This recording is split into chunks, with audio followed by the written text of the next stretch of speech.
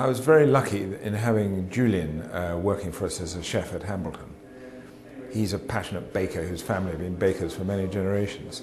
And he was making bread for us in our restaurant in very small quantities and frustrated by not really having the right equipment. And then, as I learnt more about the bread that we were buying in the shops, I realized that it must be an opportunity for people who want real bread to do something different. So we hatched a plot together to build our wood-fired oven and make a bakery. And we've been astonished at how many people turned up to buy our bread.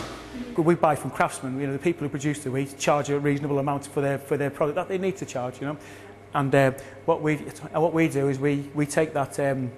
We take on board their crafts and add them to our crafts. So it's from one extreme, from the grower to the miller to the bread. It's all using different crafts. So we don't buy. I went to France to source some wheat from a watermill there. It's been producing wheat in the Somme Valley there, and they've been producing wheat for hundreds of years.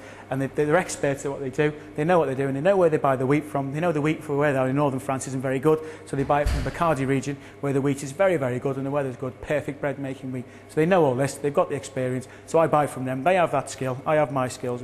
Although I know about their skills, I wouldn't dream of doing their job for them, if you know what I mean. I rely on them a lot to produce good wheat for me. But you also buy domestic wheat? I buy, a majority of what we use is from the Whissendine windmill. You eat a lot less of this bread. You have to chew it. By its very nature, it requires chewing. It's 10 times more digestible because long fermentation actually produces, part of the digestion for you.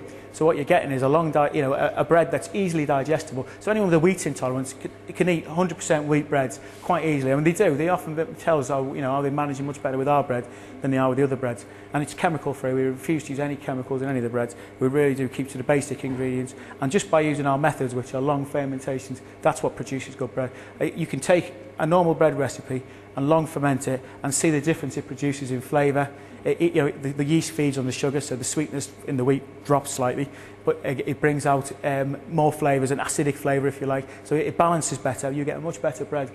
Yeah. And the quality of the bread and the goodness that's in that bread, it's perfect. You don't have to eat a lot of it because it fills you, but it's so much better for you than the muck you buy in the shop, so much better.